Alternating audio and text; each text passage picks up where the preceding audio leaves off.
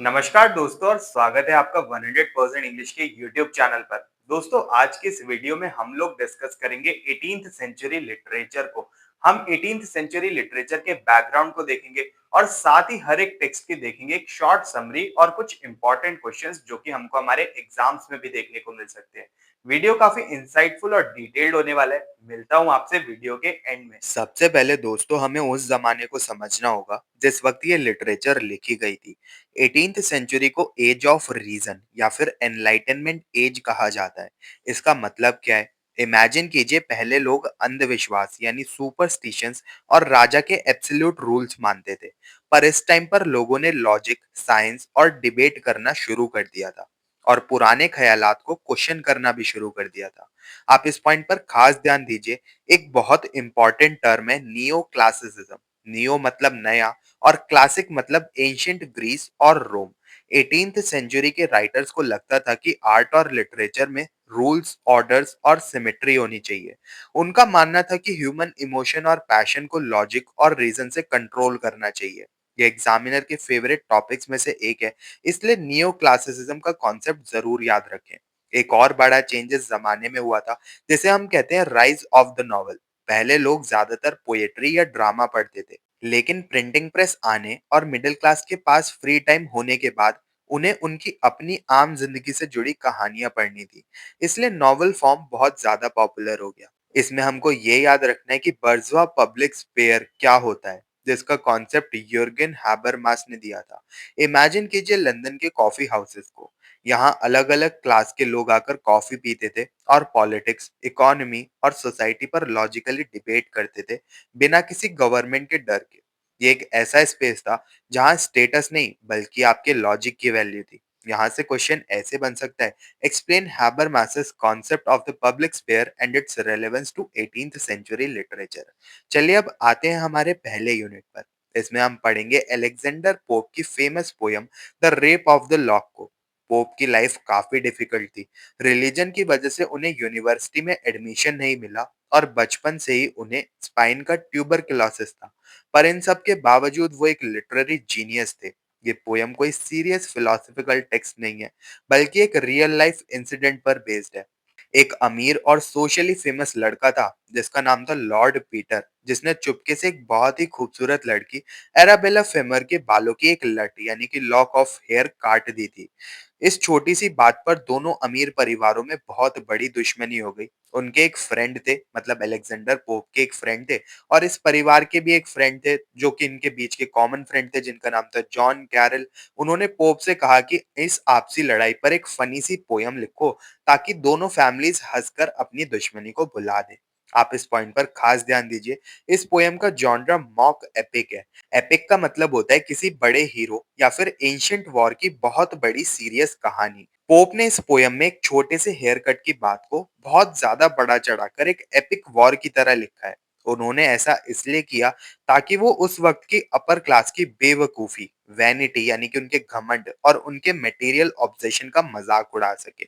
चलिए फटाफट से पोयम की कैंटो बाय कैंटो समरी देखते हैं। कैंटो वन में पोयम शुरू होती है एक दोपहर में, जहां हीरोइन बेलिंडा अभी तक सो रही है। उसके गार्जियन स्पिरिट, जिसका नाम है एरियल, उसे सपने में वार्न करता है कि आज कुछ बुरा होने वाला है। पर बेलिंडा उठते ही वार्निंग भूल जाती है और मेकअप करने बैठ जाती है। इसमें हमको ये याद रखना है कि पोप ने उसके मेकअप सेशन को एक सैक्रेड रिलीजियस रिचुअल की तरह डिस्क्राइब किया है, जहां दुनिया भर के एक्सपेंसिव आइटम्स टेबल पर हैं। ये शो करता है कि सोसाइटी मटीरियलिज्म में कितनी डूबी हुई है। कैंटो 2 में बेलिंडा एक बोट पर बैठकर हैम्पटन कोर्ट पैलेस जाती है। उसके गर्दन पर दो परफेक्ट बालों की लटें हैं जो सबका ध्यान उसकी तरफ खींचती हैं। एक बैरन नाम का आदमी उन लॉक्स को पाने की कसम खा लेता है।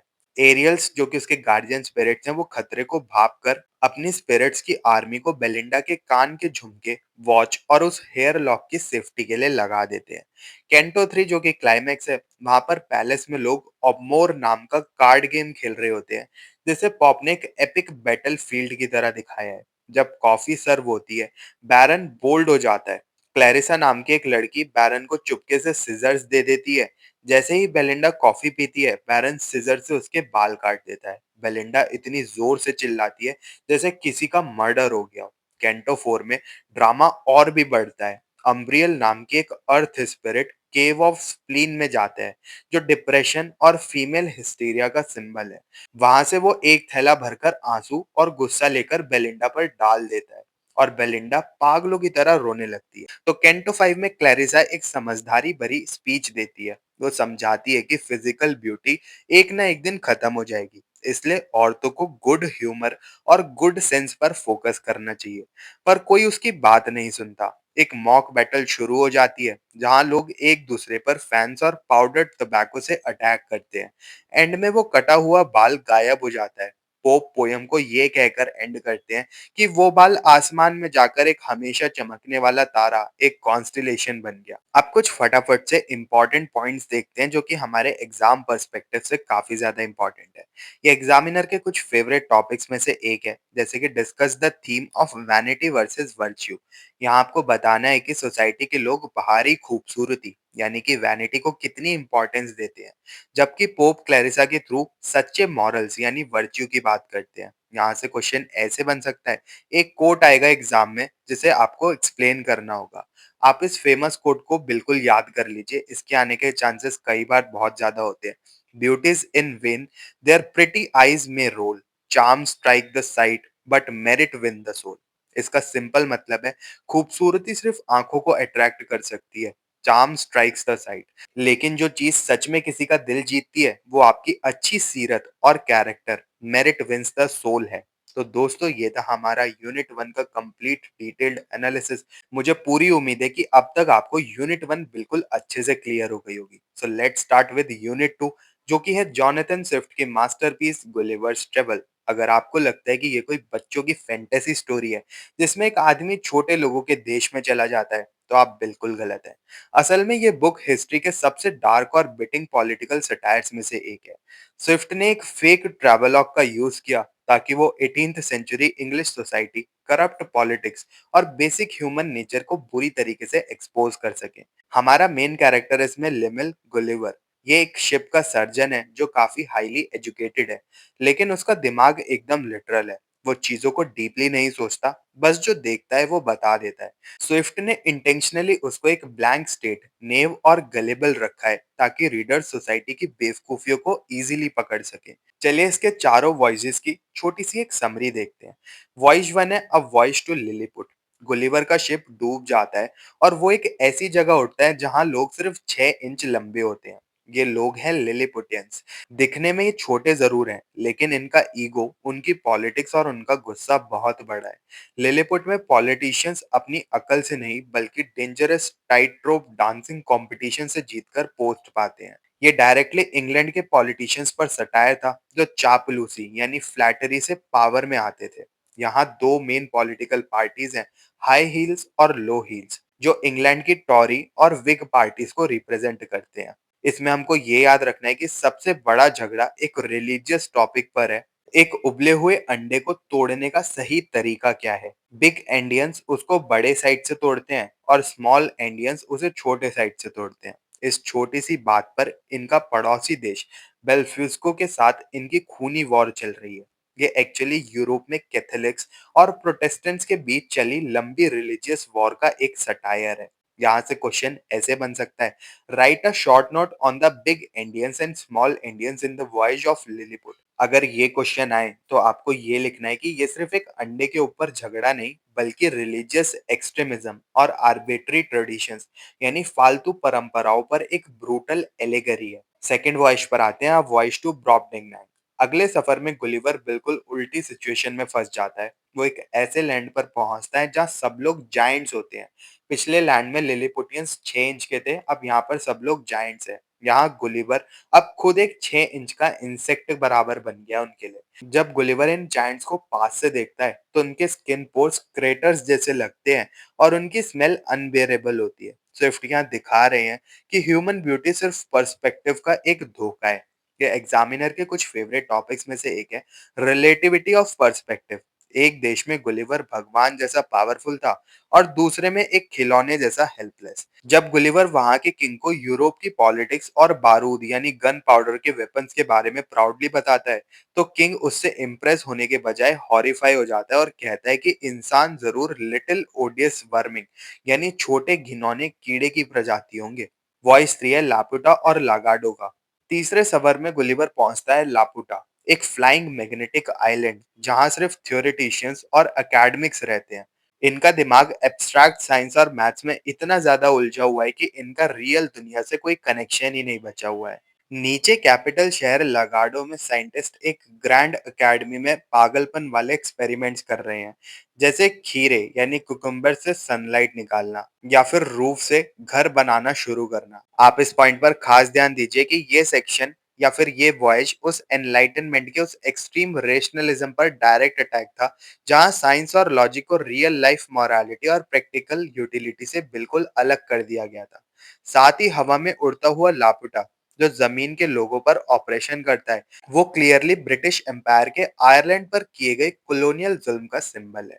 वॉयज 4 है द कंट्री ऑफ होयनिम्स। गुलिवर के आखिरी सफर का प्लॉट बहुत ही डिस्टर्बिंग और फिलोसफिकल है। वो एक ऐसी जगह पहुंचता है जहां सोसाइटी हॉर्सेस यानी घोड़े चला रहे हैं, जिन्हें हम होयनिम्स कहते हैं।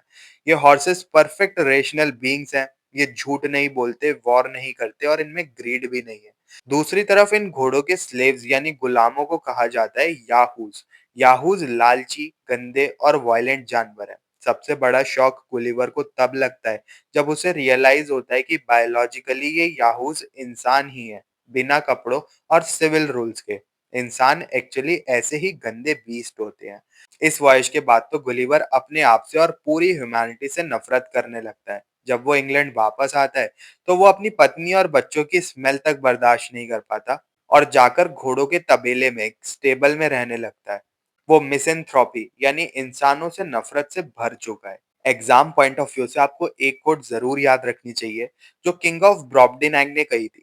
Whoever could make 2 ears of corn or 2 blades of grass to grow upon a spot of ground where only one grew before would deserve better of mankind than the whole race of politicians put together। इसका मतलब simple सा है कि जो किसान जमीन से 2 अनाज के दाने उगा सकता है, वो दुनिया के सारे पॉलिटिशियन से ज्यादा जरूरी और एक अच्छा इंसान है। ये स्विफ्ट का गवर्नमेंट पर सीधा अटैक है। तो समरी ये है, स्विफ्ट ये वार्न करते हैं कि प्योर रीजन यानी बिना मॉरालिटी के उतना ही डेंजरस है जितना कि बिल्कुल ही जानवर बन जाना। उम्मीद है आपको गुलिवर का ये क्रेजी सा और फिलोसफिकल सफर पसंद आया होगा और आप अब इससे कोई भी क्वेश्चन बड़े आराम से टैकल कर सकते हैं। So let's start with unit 3, Oliver Goldsmith की classical novel the vicar of the Wakefield. पिछले दोनों राइटर्स ने सोसाइटी को बुरी तरीके से मॉक किया, लेकिन गोल्डस्मिथ का स्टाइल थोड़ा सा अलग है। ये नॉवल 1766 में पब्लिश हुई थी और इसका जॉनरा है सेंटिमेंटलिज्म। इसका मतलब है कि ये लॉजिक से ज्यादा इमोशंस, मॉरल अच्छाई और फैमिली वैल्यूज पर फोकस करती है। लेकिन ध्यान रहे, ये सिर्फ एक रोने धोने वाली स्टोरी नहीं, इसमें बहुत ही सटल सा सटायर और आयरनी भी है जिसको हमको फोकस करना है एज अ लिटरेचर स्टूडेंट्स। हमारी कहानी के हीरो और नरेटर हैं डॉक्टर चार्ल्स प्रिमरोज। ये एक विकर हैं, यानी एक गांव के सीधे साधे और बहुत ही ईमानदार और रिलीजियस प्रीस्ट। उनकी एक प्यारी सी फैमिली है। उनकी बीवी मिसेस प्रिमरोज जो थोड़ी शो ऑफ करने वाली है, और उनके बच्चे जिनमें 2 बेटियां हैं। बड़ी बेटी का नाम ओलिविया है जो बहुत ही खूबसूरत और रोमांटिक है, और छोटी बेटी सोफिया है जो कि समझदार और शांत है। सब कुछ परफेक्ट चल रहा होता है कि अचानक एक दिन एक मर्चेंट यानी कि एक व्यापारी उनका सारा पैसा डुबोकर भाग जाता है। रातों रात ये अमीर फैमिली बिल्कुल गरीब हो जाती है। उन्हें अपना बड़ा घर छोड़कर एक नए छोटे गांव में शिफ्ट होना पड़ता है। रास्ते में उन्हें एक अजीब गरीब दिखने वाला ट्रैवलर मिलता है जिसका नाम है मिस्टर ब्रुशेल। ये आदमी गरीब जरूर दिखता है पर उसके मॉरल्स और बातें बहुत ही हाई क्लास वाली हैं। नए गांव में उनका लैंडलॉर्ड है सर स्क्वेयर थ्रिन हॉल। इसमें हमको ये याद रखना है कि स्क्वेयर बहुत अमीर है, दिखने में चार्मिंग है, लेकिन अंदर से एक नंबर का धोखेबाज और वुमेनाइजर है, यानी औरतों के साथ ये मटेरियल की तरह खेलता है। गरीबी के बावजूद मिसेस प्रिमरोज और ओलिविया अभी भी अपने पुराने अमीर स्टेटस का दिखावा करने की कोशिश करती हैं और स्क्वेयर की वेल्थ से अट्रैक्ट हो जाती है। स्क्विड थ्रॉनेल भोली भाली ओलिविया को अपने प्यार के जाल में फंसा लेता है, उसके साथ एक झूठी शादी, एक फेक मैरिज करता है और फिर उसे बर्बाद करके छोड़ देता है। डॉक्टर प्रिमरोज अपनी बेटी को ढूंढने निकलते हैं। इस सफर में वो बहुत ही बीमार पड़ जाते हैं। उनका घर आग में जल जाता है और एंड में रेंट न दे पाने की वजह से विकेट स्क्वायर उन्हें गंदे डेप्टर्स प्रिजन यानी कर्जदारों की जेल में डलवा देता है। आप इस पॉइंट पर खास ध्यान दीजिए। जेल का ये सीन नॉवल का क्लाइमेक्स और सबसे इम्पोर्टेंट हिस्सा है। डॉक्टर प्रिमरोज अपना पैसा, घर, हेल्थ और बेटे की इज्जत सब कुछ खो चुके हैं, लेकिन जेल की उस गंदी कोठरी में भी वो अपना मॉरल कैरेक्टर और भगवान पर भरोसा नहीं खोते।